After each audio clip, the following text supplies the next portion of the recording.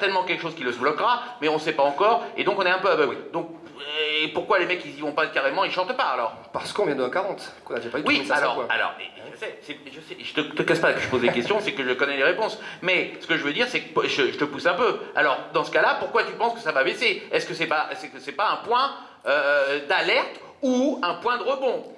Ça commence. Ouais. Je t'embête parce que Je pense qu'il y a potentiel de baisse. Là, tu remarques bien qu'il y a quelques temps déjà, on a fait un blocage aux alentours des 1, c'était un 12, un 13 là, Ouais. un 11,06 Oui. et on est revenu consolidé vers un 13 au milieu là, le mid-range. Donc on voit que toc, ça casse, ça tape, ça descend un choc et ça revient. On peut imaginer que ça casse un peu, mais que ça ira pas très loin. Ah oui, non. oui, non. Oui.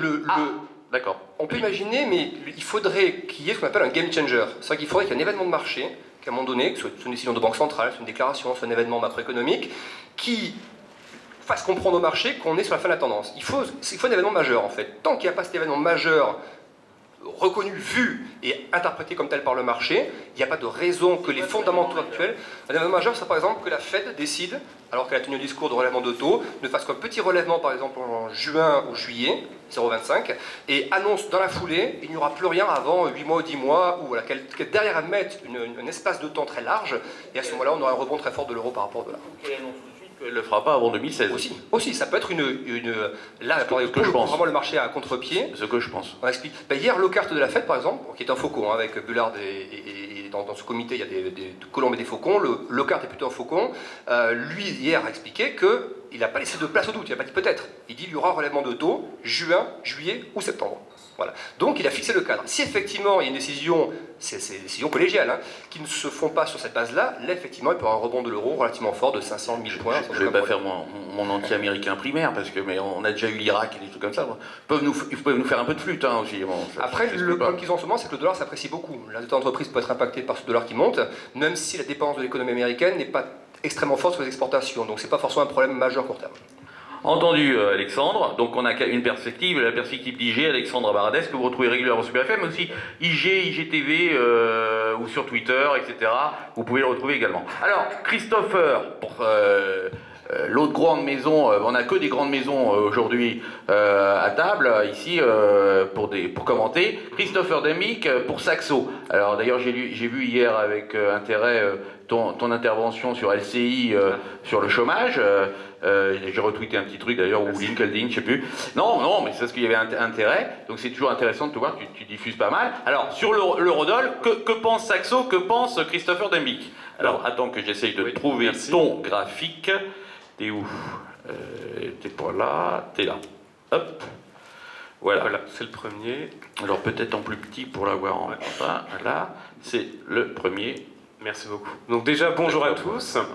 Alors effectivement, on ne diverge pas fondamentalement avec IG. D'ailleurs, il y a quand même un consensus de marché. Bon, bien sûr, il faut toujours faire attention quand on a un consensus de marché au niveau de l'euro-dollar. On est effectivement dans une phase de rebond. Je ne reviendrai pas sur les fondamentaux, tout a été dit et je pense que ça a été bien dit. Au niveau du rebond, on considère effectivement au niveau de Saxo que ça pourrait aller jusqu'à 1,12, voire... Et là, je vais vous dire pourquoi. Éventuellement, les 1,1532, hein, vous le voyez graphiquement. Pourquoi 1,1532? Parce que c'était un niveau assez important au cours des...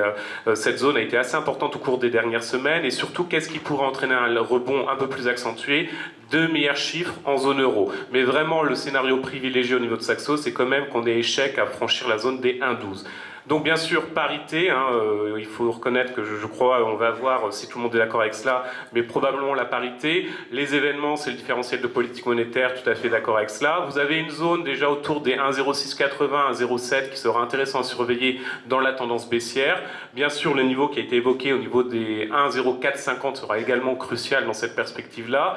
S'il faut se mouiller, puisque c'est quand même l'enjeu ici, on peut considérer au niveau de Saxo Bank, dans nos perspectives, on considère qu'on atteindra la parité certainement dans une perspective de 6 mois. Donc vous le voyez, ça veut dire deuxième semestre 2015. Donc premier point important, tu es d'accord avec Alexandre, c'est-à-dire plus tôt, on n'est jamais certain, il y a jamais, c'est pas des prévisions, il n'y a pas de boule de cristal, voilà, c'est plus une probabilité plus forte pour aller vers la parité au-delà ou la parité ou un peu ou autour? Alors, il est probable qu'on ira un peu au-delà, mais comme on l'a dit, vraiment, on n'a pas de visibilité sous la parité, donc je ne vais pas vous donner des niveaux sans certitude, et là, vraiment, ce serait complètement hasard, mais je pense qu'on ira un peu au-delà, effectivement. D'accord, et dans l'immédiat, peut-être un rebond sur 1,12. Voilà, tout à fait. Donc, court terme, 1,12 court terme, voilà. peut-être un 12 de revers. Donc, ceux qui veulent un peu scalper, spiler, trading, peuvent jouer le rebond vers 1,12 Exactement. et derrière plutôt la tendance baissière. Tout à Donc fait, après on c'est cherche des points. Tu peux continuer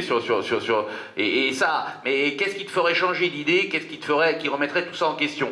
Alors, la parité notamment, je vous avoue qu'aujourd'hui, soit ce qu'on a dit effectivement, tout dépendra vraiment de la politique monétaire. Si la Fed décide effectivement, et je pense qu'apparemment c'est ton avis, plutôt de les monter en 2016, moi je serais plutôt horizon septembre, voire fin d'année 2015, mais bon, là vraiment il y a des incertitudes à ce niveau. D'une manière ou d'une autre, on aura une visibilité certainement en juin. Je crois qu'il y a le Friday des Forex, donc ce sera l'occasion de voir qu'est-ce que va faire la Fed. Tout dépendra vraiment de la Fed. Mais aujourd'hui, avec les éléments qu'on a en possession, pour moi, il n'y a rien qui peut vraiment empêcher qu'on aille vers la parité. Mais effectivement, tout dépendra de ce que va dire la Fed. Et on a des signaux très contradictoires à l'heure actuelle. Je crois que c'est Stanley Fischer qui avait dit globalement, ça peut arriver entre juin et septembre, et avant ou après cette période. Donc tout est possible. D'accord. Sur le très très court terme, je vais revoir, ouais. Je te remets le graphique là. Donc on a vu que Alexandre, lui, alors j'essaye de vous mettre en opposition pour que les gens comprennent bien, hein, ou à moins qu'ils aient des questions tout de suite là.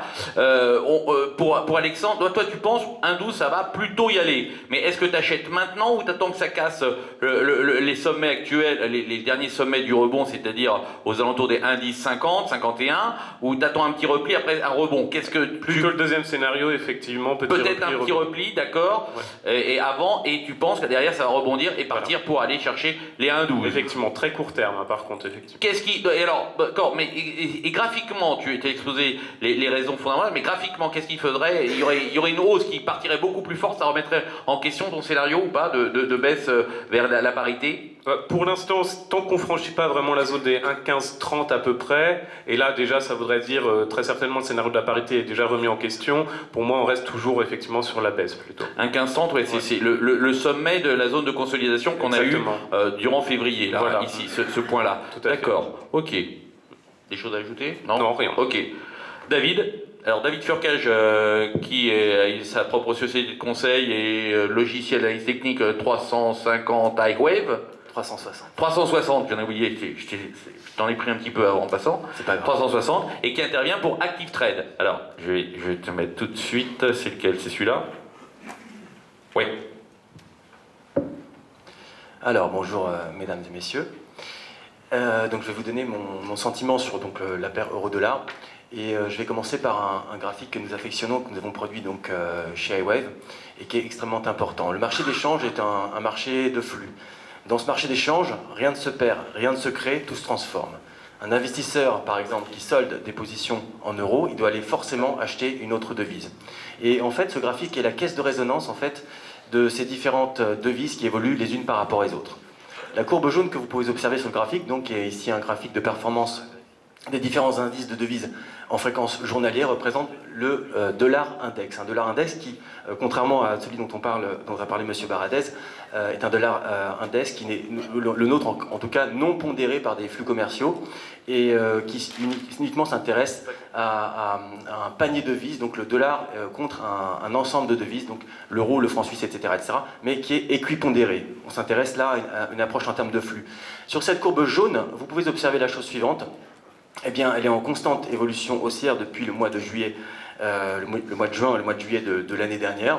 Et si on y ajoutait des indicateurs quelconques, on peut le faire sur ce graphique, on verrait qu'en fait, pour l'instant, la tendance reste intacte avec le fait qu'il se réalise sur cette courbe des creux et des sommets ascendants de manière assez régulière. Par contre, sur la courbe orange, qui représente donc l'euro index, ce que l'on peut observer, c'est que cette courbe orange est en train de ralentir. Si par exemple, là je ne l'ai pas fait parce que ça ferait beaucoup de choses sur le graphique, si j'ai associé à cette courbe orange un indicateur style MACD, eh bien on pourrait visualiser la chose suivante, il y a une divergence haussière de MACD sur cette courbe de l'euro index. Donc le mouvement en fait que l'on peut observer de ralentissement de l'euro-dollar, donc là je parle de la devise, est un mouvement essentiellement de ralentissement de l'euro, alors que l'agressivité à la hausse, je parle sur la moyenne long terme, reste tout aussi forte sur le long terme, donc sur le dollar. Donc cette approche en termes de flux donc, permet de visualiser, en tout cas, la chose suivante, qu'il y a une corrélation aussi négative entre cette courbe orange qui représente l'euro index et la courbe jaune qui représente le dollar index. Sous-entendu, à certains moments, les vendeurs, par exemple, d'euros, que font-ils faire ce qui permet d'être visualisé directement ici, ils vont aller acheter du dollar et inversement, lorsque l'euro baisse, eh bien, lorsque l'euro se reprend, c'est le dollar qui baisse. En gros, il y a un lien entre les creux et les sommets sur l'euro index et le dollar index. Donc, ce sont des indices. Il n'est pas de la même amplitude quand même, David. Là, on voit que le dollar a baissé sérieusement, enfin il y a un choc en haut, alors que l'euro il rebondit un petit peu. Alors, pour réfléchir en termes de corrélation, on s'intéresse à non pas l'amplitude, mais la manière dont se réalisent les creux et les sommets à des moments similaires. D'accord ? Donc là, c'est pas gênant. Effectivement, les amplitudes sont différentes. Donc une fois qu'on a observé ça, qu'on sait que globalement, cette courbe jaune qui est le dollar progresse régulièrement et ne donne pas de signaux de faiblesse. En revanche, on voit que là, si on est associé à une courbe, une sorte de moyenne mobile, on verrait que celle-ci est en train de s'aplatir sur les derniers creux. Le mouvement de ralentissement de l'euro-dollar et surtout du rebond de dollar qui donne lieu à la question de savoir est-ce qu'on reste short d'euro-dollar sur le moyen terme est un problème à regarder du côté de l'euro-index. Voilà. Alors maintenant, on peut passer au graphique suivant. Donc, juste pour confirmer, tu veux dire que dans l'euro-dollar, l'intérêt c'est de regarder les deux devises séparément par rapport à un panier d'index, c'est ça qui permet d'avoir une visualisation générale. Et dans ce cadre-là, on voit qu'il y a quand même aussi un infléchissement quand même sur le dollar un petit peu, mais il est moins fort que sur l'euro qui s'infléchit nettement dans sa baisse. C'est-à-dire qu'il baisse moins fort, beaucoup moins fort, que le dollar ne monte moins fort. Le dollar, regarde aussi la courbe quand même, la courbe un peu du dollar, elle est quand même un tout petit peu, mais beaucoup moins. Je suis d'accord. Alors, dans ce cadre-là, qu'est-ce qu'on peut dire de l'euro USD ? Alors, ça, c'est un graphique, je me suis intéressé là à l'évolution un peu plus structurelle de l'euro-dollar et donc de long terme.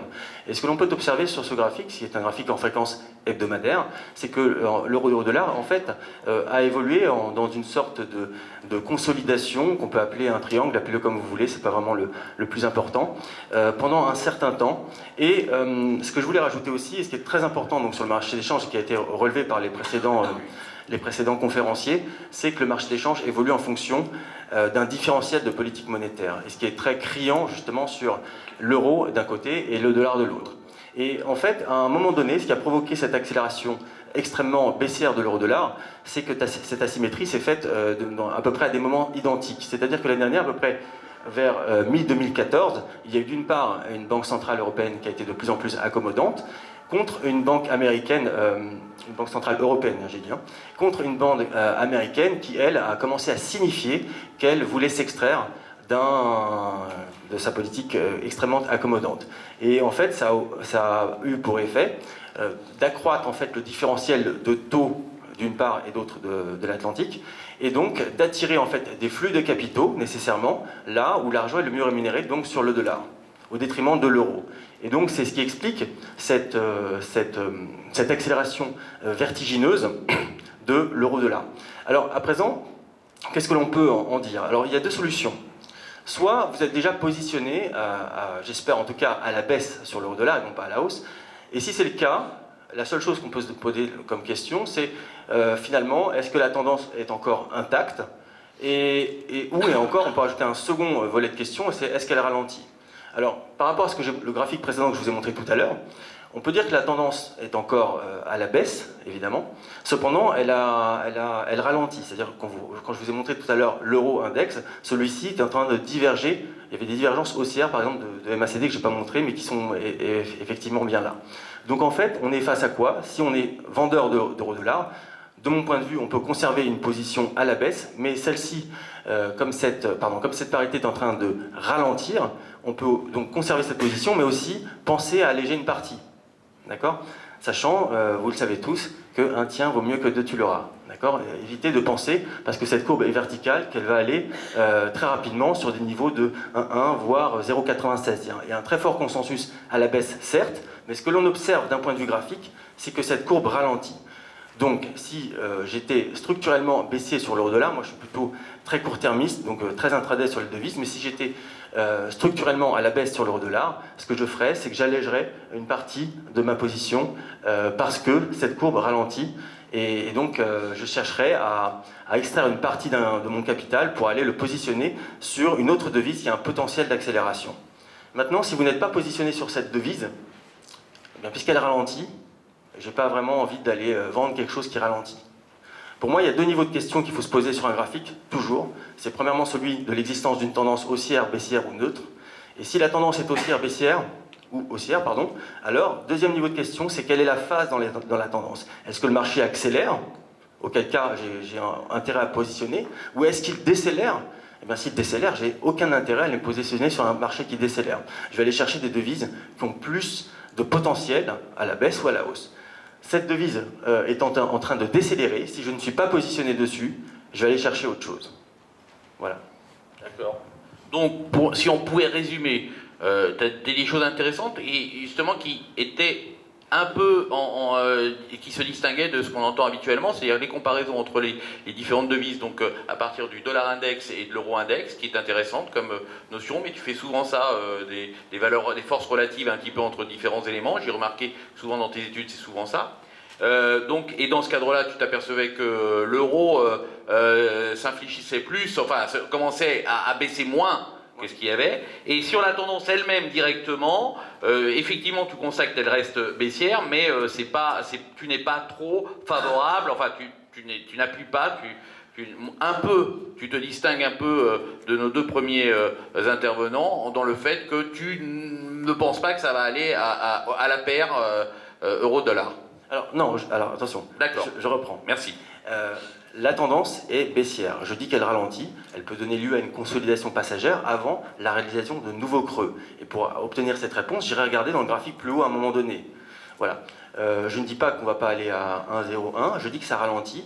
Et donc la probabilité qu'on y aille tout aussi vite que les premières jambes de baisse, eh bien cette probabilité est en train de diminuer. D'où ton allègement.